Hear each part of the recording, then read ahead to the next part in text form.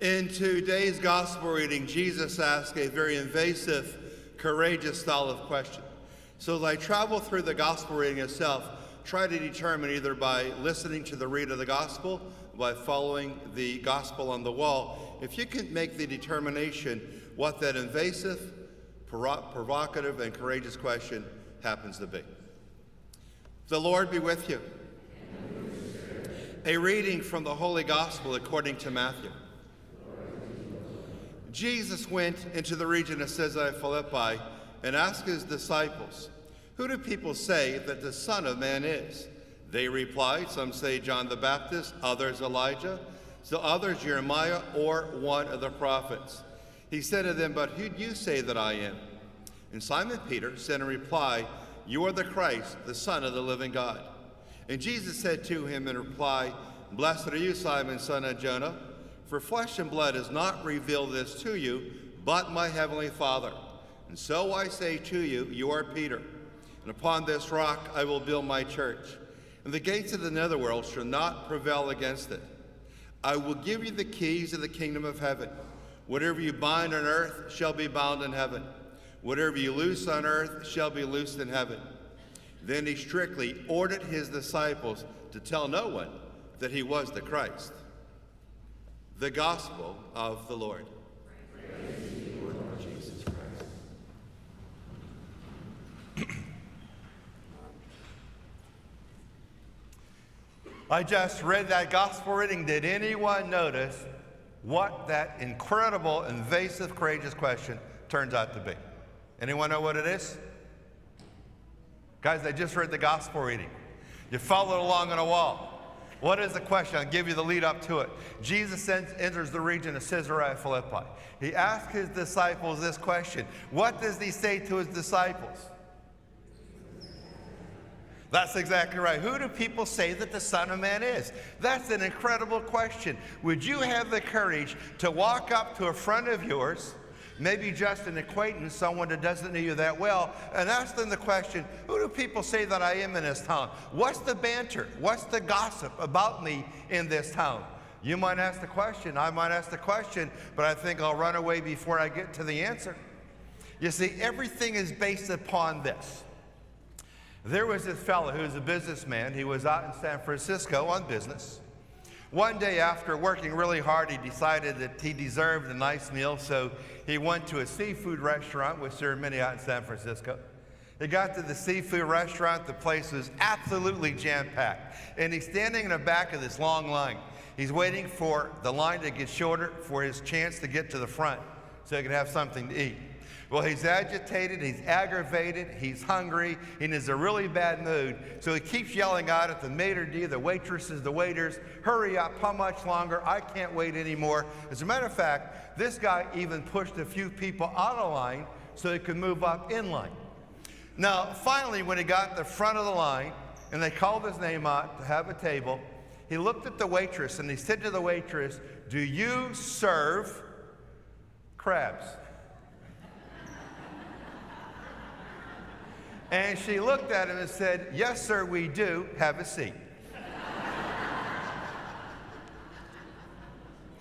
You see, it turns out in life that every word we speak, every gesture we make, everything we laugh at gives those around us a snapshot of who we are, what we stand for, kind of our profile. That's the key point of today's gospel reading. Let's take a look at a section of the gospel this morning itself. Now, this is the 16th chapter of Matthew, verses 13 to 14. The entire text I read was 13 to 20, verse-wise. Again, it starts off by saying Jesus went into the region of Caesarea Philippi. He asked his disciples, "Who do people say that the Son of Man is?" Now, this is early on in the public ministry of Jesus Christ. He already handpicked his disciples. They're working out there in the field. Jesus is working out there in the field. But Jesus has to make sure, this is early on, I want my church to grow and I want my church to flourish. I have to find out, how am I coming across? Do people like my message? Do they like my style? If they do, they'll be attracted to my church.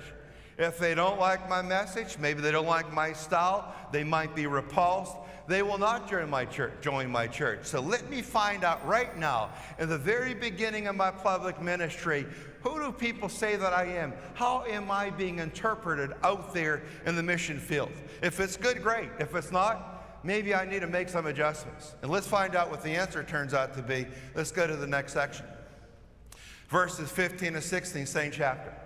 Now they replied, that's the disciples. Some say you're John the Baptist, others Elijah, still others Jeremiah, or one of the prophets. What they're saying is this: John the Baptist, the great precursor of Christ.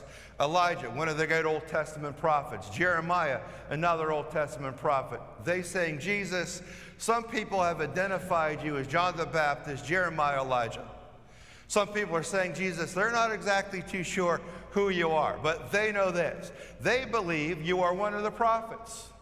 They really believe in their heart you conduct yourself in a way that you represent one of the great men of the Old Testament. They're that comfortable with your message and with your style.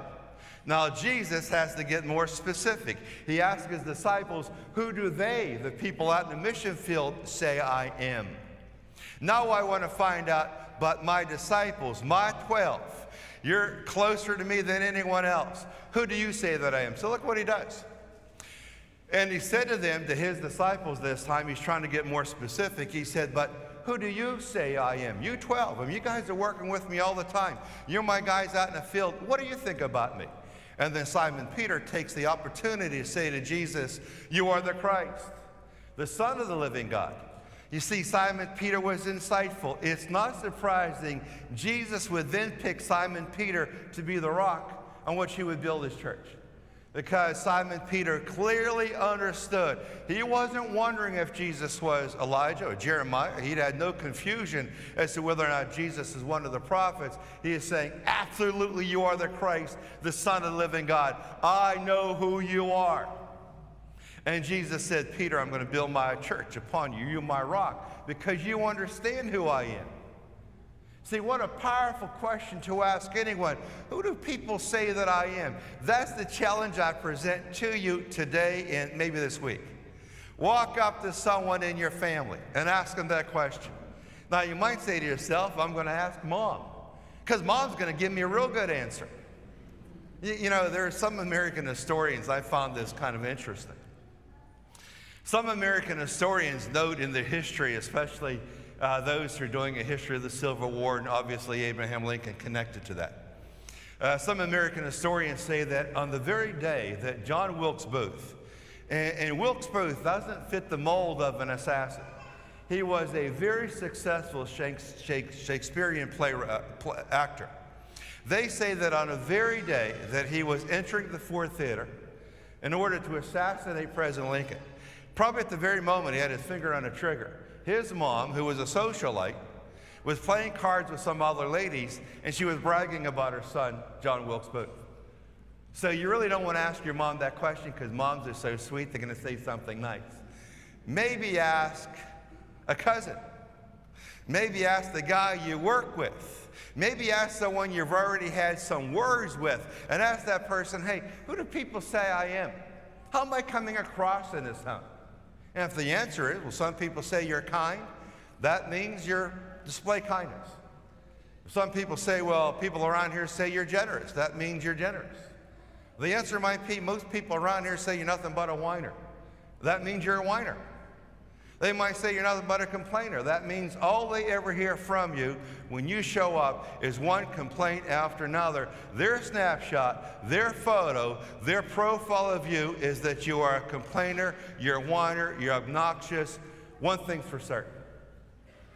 Everyone you know has an interpretation of you. They have an opinion of you. That's a given. There's absolutely no question about it. Because everyone we know, we have an opinion of the folks we know. It's always down to one or two words. But you have an understanding of those around you, which means they have an understanding of you. Find out what it is. Ask someone, just an acquaintance, a cousin, a family member, dad or brother, not mom. Who do people say that I am? And then you know what Jesus did in today's gospel reading? He asked a question, and this is what took the courage. He stood around and waited for the answer. Now, he had to wipe his brow and say, good, I'm doing things right. My message is positive. My style is being accepted. My church is going to grow. I don't have to make many changes. I'm going to continue to do what I've been doing already. But he found out early. So if he had to make changes, he could have before it was too late. What an incredible question. Who do people say that I am? Who do people say that you are? Because every word you speak, every action you make, and everything you laugh at, that really tells people who you are by what you laugh at. That it gives a clearer picture of who you are probably than anything else, what you laugh at. Will help people determine who you are, what you stand for, what they think about you. Ask the question today. Have the courage to stand around, wait for the answer. Ask someone, I got to know now, because I still have life and maybe I can still change. Who do people say that I am? Who do people say that you are?